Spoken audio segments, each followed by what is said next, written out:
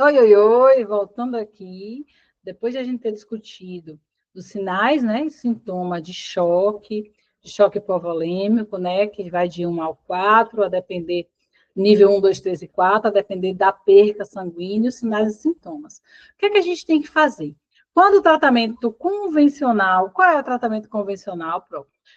Fizemos o controle de HPP. Fizemos o protocolo, inserimos o balão, né? Fizemos tudo ali. Ela veio para o centro cirúrgico. O médico não definiu por, digamos assim, esterectomizar e não resolveu. Quando o nosso tratamento convencional não atinge o objetivo, essa mulher tem que ser encaminhada à sala cirúrgica. A gente fez o protocolo. A gente instalou o balão de Brandt, a gente instalou o traje anti-hemorrágico não traumático. Transferiu essa gestante, chegou lá, essa puérpera, aliás, chegou lá, ela continua sangrando, ela tem que ir para a sala de cirurgia com urgência, avaliar comorbidades, ver doenças adjacentes, pensar que essa mulher vai ter que precisar de transfusão sanguínea, e o protocolo com perca maior de 1.500 ml, já tem que pensar em transfundir, como a gente fala, transfusão maciça, ok? Hemorragia puerperal, eu trouxe aqui esse folderzinho, essa lembrança está aí na internet, vocês podem buscar também, da prevenção, né? Conduta ativa do terceiro período. Após o nascimento e dequintação, o que, é que a gente tem que fazer? Ocitocina 10 unidades, 2 ampolas intramuscular, tração controlada de cordão, não enrolar ou puxar, tá? Massagem do fundo do útero após a saída da placenta e verificar se vai apresentar sangramento ou não. O ABC materno para controle de hemorragia puerperal, sinais vitais, acesso calibroso, oxigênio, 5 litros por minuto, 2 acessos aqui venosos, infusão de pelo menos 2.000 ml de soro fisiológico, tá? Para a gente aumentar a volemia dessa mulher. Pensar em exames complementares, coagulação, contraprova, hemograma, teste de coágulos, né? Pensar na teste cruzado para reserva de hemo concentrado. Avaliar os 4 T's. Quais são os 4 T's? A avaliação do tônus uterino, né? Observar se está tendo resto placentário, se tem trauma, se tem tecido, avaliar a protombina. Olha o protocolo aqui, ó, 20 unidades de soro fisiológico, 20 unidades de ocitocina, mais 500 ml de soro fisiológico a 9%, ou soro glicosado, tá? Se a mulher foi hipertensa, pode estar colocando o soro glicosado, como eu já havia falado antes. Correr em 10 a 20 minutos. Depois a gente vai fazer o quê? Colocar de 20 unidades em 20 unidades, são mais 4 ampolas de ocitocina, em 500 ml de soro fisiológico ou glicosado, tá? A 9%. Correr entre 2 ou 4 horas ali. E a massagem bimanual, pensar no ergotrate, lembra da ergonometrina? Se a mulher for hipertensa, é contraindicado. Se essa mulher for cardíaca, também é contraindicado. Pensar no misoprostol, 800 microgramas aí. Se ela tiver consciente, pode colocar para fazer sublingual, que a absorção é mais rápida. Se ela tiver com um nível de consciência rebaixado, introduz tudo ali na região anal dessa mulher, tá? Pensar no trauma, avaliar a inversão uterina, fazer a revisão para ver se tem resto placentário, tá? Observar lacerações de trajeto, se precisar, vai fazer a sutura. Lembra da perca sanguínea lá do fundo de Douglas, tá? Então tem que pensar, se tiver tecido, pensar na curagem, curetagem, esterectomia por acretismo placentário. Pensar na protombina, se essa mulher tiver um distúrbio de coagulação, a gente tem que pensar como é que vai trabalhar e resolver isso. E se ela tem um distúrbio de coagulação ativo ou teve uma perca sanguínea, que característica choque hipovolêmico nível 3 ou nível 4, ela vai precisar de plasma fresco congelado, plaquetas de sangue ali, tem que ser pensado, tá? E para a manutenção da hemorragia, resolveu tudo, tá lá com queda de hematócito, queda de hemoglobina, a gente tem que pensar que essa mulher tem que ser hemotransfundida, ela vai ter que ir para uns cuidados de terapia intensiva, tá? E ser tratada de uma forma de uma paciente grave. Ela teve HPP, ela não foi esterectomizada, porém tem vaga de UTI. A gente vai deixar essa mulher no centro obstétrico? Não, ela vai para a terapia intensiva, vai ser melhor observada ali e melhor observada em termos de ser um centro de tratamento intensivo, tá? Que hoje eu sou intensivista, E há uma grande diferença, por exemplo, de enfermeira obstetra assistencial e um enfermeiro de terapia intensiva na atenção à gestante ou puérpera grávida, com relação a cuidados, principalmente de pós-parto e complicação, ok? Eu trouxe aqui essas suturas uterinas. Lembra que, vamos dizer, transportamos a paciente, fizemos o protocolo de HPP, introduzimos o balão de Brennet, botamos o traje anti-hemorrágico, ela chegou no centro cirúrgico, teve a retirada lá, com a regra dos 20, direitinho, ela ficou numa boa.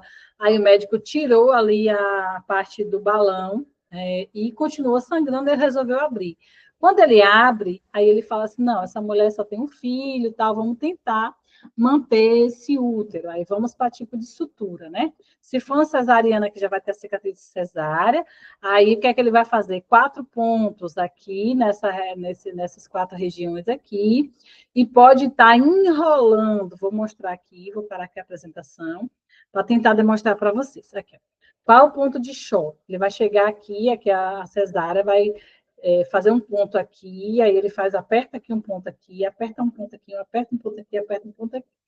Fez esses 4 pontos, que é o ponto de show, ele vem para outro ponto aqui, tá? Ele vai pegar o útero, ele vai enrolar esse útero dessa mulher dessa forma aqui, tá? Faz tipo um saquinho aqui e fazer tipo uma passagem de linha cruzada. Ele enfia daqui para cá, enrola, costura aqui, vem para cá, vem aqui para o outro lado, costura. Qual é a expectativa desse tipo de sutura aqui? É fazer uma contenção mecânica para ver se esse útero se mantém aqui e vai fechar essa mulher, essa laparotomia exploratória aqui, fechar essa mulher, ela vai ser encaminhada para normalmente UTI cirúrgica, né, que é o mais bem orientado, que seja uma UTI cirúrgica, que ela vai ter o melhor acompanhamento, e dentro de 48 horas ela vai fazer ressonância, observar se esse útero teve, né, uma boa resolução, tá? Aqui a sutura, como eu falei para vocês, tentei explicar, fechou aqui, ele enrola o útero, fecha aqui, essa mulher vai com esse útero contido aqui, na expectativa de não perder esse útero, tá? Pensando que o tratamento ele é compartilhado, pronto.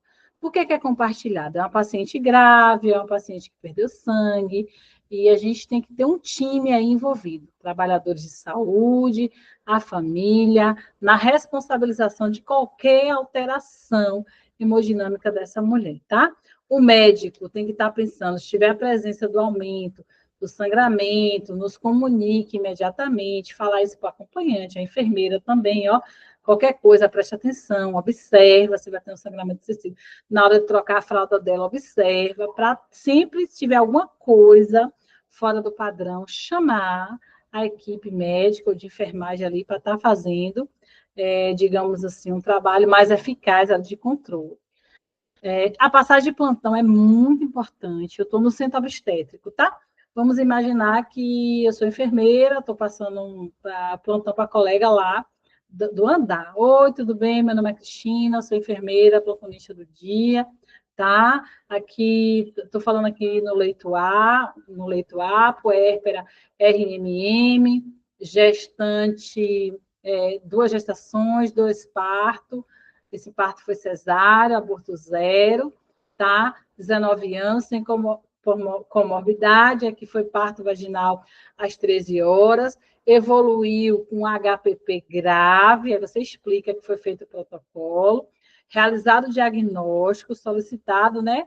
E utilizado o kit de HPP, em atonia, mesmo assim a gente fez os produtos, massagem bimanual ali, não adiantou, recebeu a citocina, ergotrato, misoprostol, sangramento controlado desde então, passou mais de 5 horas aqui no centro obstétrico com a gente, tá? Sendo observado, os exames pós-hemorragia pós-parto, a hemoglobina estava em 8,5, tá? Então tá legal, está sintomática nesse momento, e oriento que fique a familiar, que vocês fiquem responsáveis aí nessa atenção, tá? Né, de possivelmente um possível sangramento, comunicar ao centro obstétrico, encaminhar a gente para o pré-parto o mais rápido possível. através da comunicação, se voltar a sangrar, tá certo? Então, assim, se for encaminhar com o balão de Brennet, a gente vai encaminhar dizendo que está com balão de Brennet, que se mesmo assim tiver sangrando, chamar a equipe, ou normalmente no centro obstétrico, tendo vaga ali de leito de observação, essa mulher com balão de Brennet, ela nem sobe, mas em algumas instituições, por conta da superlotação, ela pode subir com esse balão e ter uma reavaliação em 24 horas após para retirada ou uma esterectomia, tá? Então, se fizermos reserva de sangue, caso precise, e assim, a sugestão é que essa paciente irá repetir um hemograma amanhã pela manhã para ver como é que tá certo, colega? Então, estamos subindo essa puérpera aí, nessa situação, qualquer coisa aí você liga para a gente, tá. Estamos falando de maternidade de grande fluxo, onde não tem a condição de manter essa mulher ali no pré-parto, por exemplo, né? Que às vezes a rotatividade é tão grande que tem que subir essa mulher para a enfermaria ser observada e reavaliada aí no dia seguinte. Então, a gente tem que pensar no monitoramento do cenário. Avaliação contínua do risco, tá? Avaliação contínua do processo de cuidado. Se eu passei essa mulher lá para o andar, ela vai ter que ser vista sinais vitais de 6 em 6? Não, veja de 4 em 4, observe melhor essa mulher, tá? Então, tem que pensar nos encaminhamentos corretos, saber os fluxos, pensar no ambiente tranquilo, a equipe de lá do andar, a equipe do centro obstétrico tem que ser claros, objetivos para passar, principalmente garantir a segurança dessa mulher. Porque quando o profissional ele tem um conhecimento, ele passa uma informação, até a família, a própria gestante se sente mais seguro nesse cenário, tá? O que é que a gente vai fazer depois disso? Se é uma paciente grave, né, foi esterectomizada, ou está com as suturas ali, vai ser encaminhada para terapia intensiva, para avaliar se vai retirar a sutura, ou se a sutura uterina deu certo ou não. A gente vai pensar que é um potencial paciente grave, pode pensar em vaga de UTI, monitorização contínua, reavaliação do quadro obstétrico, é uma paciente que a equipe de obstetrícia, vamos dizer, essa paciente ficou grave e foi para a UTI geral, onde eu trabalho, quando não tem vaga na UTI cirúrgica. A equipe de obstetrícia, no outro dia, tem que estar avaliando o residente, médico, né? Vai estar avaliando essa gestão, essa puérpera ali. Temos que pensar que tem que ter um balanço hídrico rigoroso, sinais vitais também rigoroso ali para observar. O que é que a gente tem que pensar? Né? No conceito de hemorragia pós-parto, aqui eu vou falar novamente, perca sanguínea excessiva maior de que 500 por 100 ml no parto cesáreo, e pensar que essa hemorragia pós-parto ela pode persistir até 24 horas após o evento, de 24 horas até 12 semanas pós-parto, lembra? Então, a equipe da terapia intensiva, a equipe da enfermaria tem que estar ligado nessa mulher que ela pode voltar a sangrar e apresentar instabilidade hemodinâmica até 24 horas pós o primeiro evento, tá certo? Né? Então, qual é o conceito da hemorragia pós-parto maciça? A gente já falou sobre isso, vai ser uma perca sanguínea pelo parto nas primeiras 24 horas, superior a 2.000 ml, que necessite de transfusão mínima, né? A média de 1.200 ml, que são 4 unidades de concentrado de hemácia, que pode ser através de uma queda de hemoglobina menor que 4. Bater hemoglobina 4 e 5 já é uma paciente que precisa de tomar, né, a hemotransfusão maciça aí para evitar a morte. Diagnóstico e estimativa da perca volêmica, sempre que suspeitar de qualquer hemorragia pós-parto, apesar da abordagem terapêutica ter sido imediata, deve ser correta, e não esperar os sinais clássicos, ou seja, eu não vou esperar ver lá a mulher perder 2.000 ml de sangue para eu iniciar o protocolo de hemorragia, tá? Lembrar que a puérpera ela pode se manter assintomática, sem sentir nada, mesmo perdendo um volume de 1.500 ml. Então, a gente tem que estar bem de olho, tá? A ressuscitação volêmica tem que ser iniciada se eu tenho a coagulopatia for observada. Eu tenho aqui, ó, menor que 40%, com 2.000 ml de reposição. maior que 50% com 3.000 e maior que 70% com 4.000 ml aí de hemoconcentrado entre sangue e hemácias ou plasma, tá? Então, o aumento da incidência de coagulopatia é imediata. O que é que a gente tem que pensar? Pensar no distúrbio de coagulação, pensar o que está acontecendo e pensar de imediato nessa reposição volêmica e transfusão maciça que a gente pode estar perdendo essa mulher por um choque, o quê? Hipovolêmica. Ela não vai ter sangue circulante. A gente observa muito isso em paciente hematológico, né? Da onquemato, que às vezes o paciente chega chocado lá com hemoglobina de 4, 5 e precisa de uma reposição volêmica ali muito rápido para a gente não perder.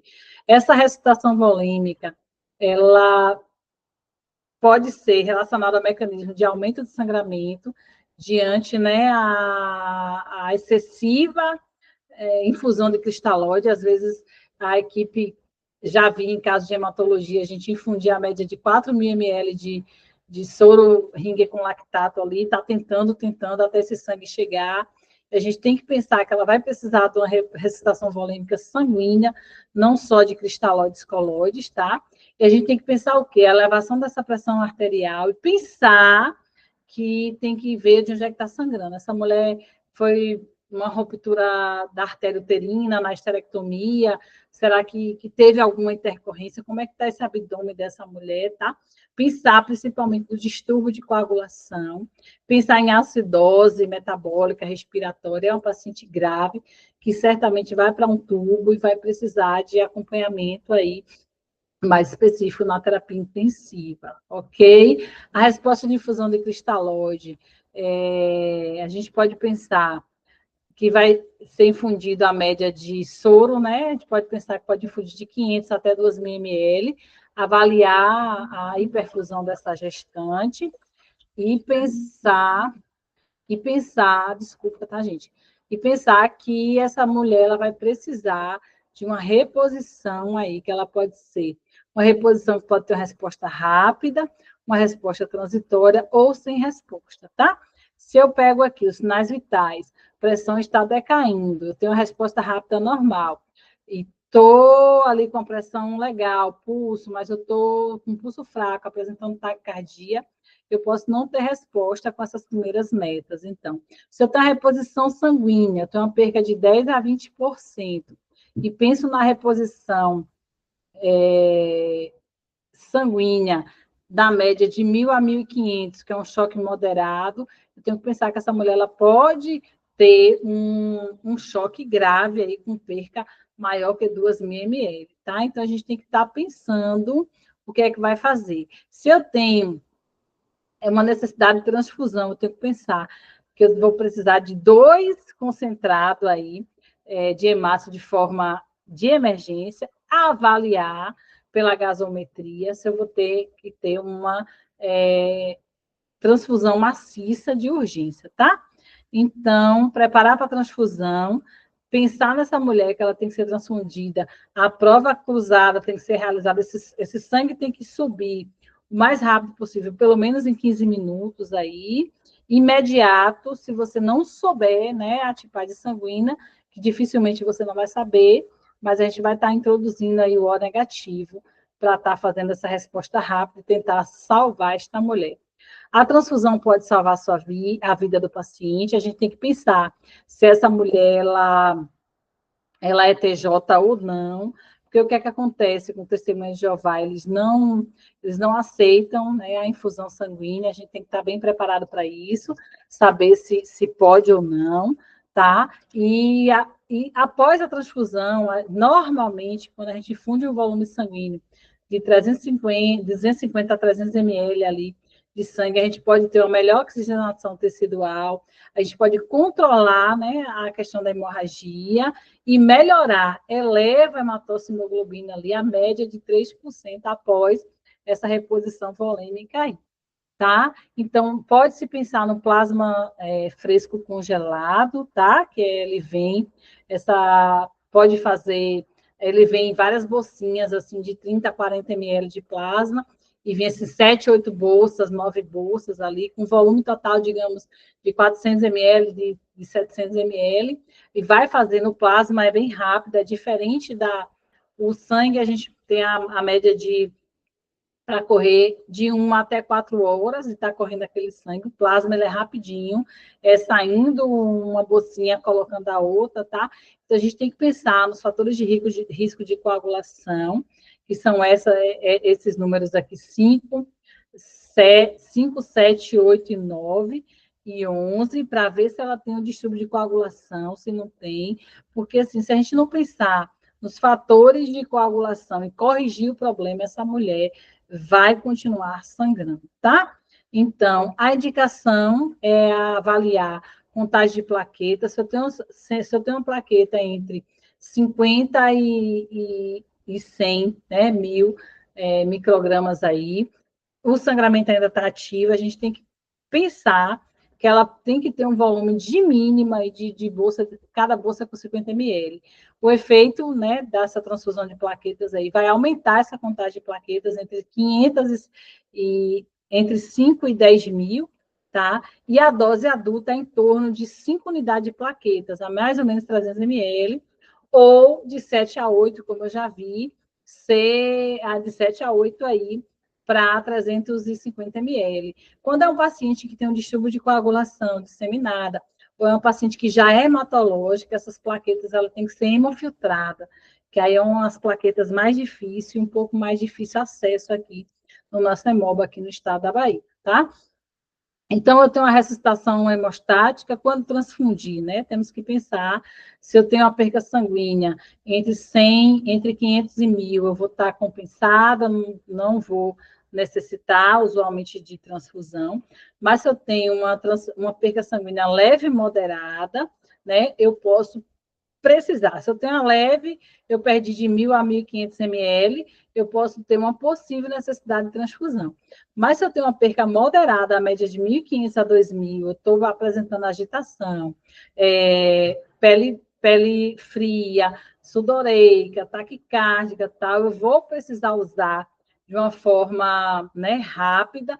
E se eu tenho uma reposição, se eu perdi mais de 2.000 ml, eu estou falando isso para vocês, eu estou apresentando nível de consciência alterado, palidez, eu tenho um pulso aí com frequência cardíaca lá em cima, a pressão está de queda, eu tenho possivelmente a chance de precisar de uma transfusão maciça, tá?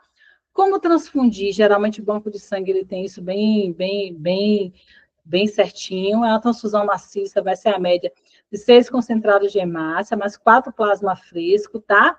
E pensar nesse rol de plaquetas, a gente tem que pensar mais ou menos 6 por unidade, para ter esse aumento de plaquetas aí pós-transfusão. A gente vai ter aumento de hematócito e hemoglobina e uma elevação de plaquetas, tá certo?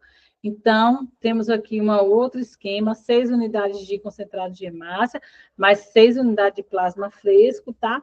E um PLOL de concentrado de a média de 6 unidades aí. Então, são esquemas que podem ser, a gente geralmente pede, começa o protocolo, né? Cada instituição tem, onde eu trabalho hoje, você pede duas bolsas de urgência, transfunde a bolsa de imediato, o médico vai lá e faz a gaso, fala, ó, Cris, eu estou pedindo aqui mais concentrado de hemácia, agora eu quero plasma. Então, assim, vai começar com concentrado de hemácia, não melhorou, vai entrar mais hemácia, vai entrar mais sangue, vai entrar mais plasma, tá? Congelado, e a gente vai pensar em melhorar esse rol plaquetários aí. Atenção, todas as gestantes ou puérperas admitidas em hospital com quadro de sangramento vaginal importante ou sinal de instabilidade hemodinâmica deve ser encaminhada para atendimento de urgência e considerado um grupo de alto risco para choque hipovolêmico. É uma mulher que está com gravidez ectópica rota, vai precisar de transfusão. É uma mulher que está com o aborto em curso ali, sangrando muito, vai precisar. É uma puérpera com HPP, vai precisar. Então, temos que estar aqui pensando direitinho. Trouxe um caso clínico aqui, inclusive com a resposta, não sei o que foi que houve aqui.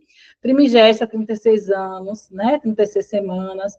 Ela vem com diagnóstico de quê? Apresenta dor embaixo do ventre, há mais ou menos 1 hora, pressão 17 por 110. O que é que vai indicar aqui, Prozinha? uma hipertensão, quem sabe uma pré-eclâmpsia instalada, não sabemos, frequência cardíaca materna, 104 batimentos por minuto, altura de fundo uterino, 34, aumento do tônus, tá? Eu tenho uma frequência cardíaca fetal com batimento aqui de 180, e ao toque vaginal, colo posterior amolecido, tá? Ali apagado, média de 50%, dilatado 3 centímetros. Nós temos aqui um quadro clínico clássico de DPP, né? A mulher que está com a hipertensa, ela está sensível ao toque e a manobras na região do abdômen, então eu tenho que considerar que essa mulher pode estar em HPP, essa mulher é orientada a ir para uma cesariana de urgência para observar o que é que está acontecendo com ela, tá? Considerações, a gente tem que pensar que sem o monitoramento adequado, monitoramento materno adequado, se não for diagnosticado HPP em momento oportuno, a gente pode estar perdendo tempo entre o tratamento e salvar a vida dessa mulher.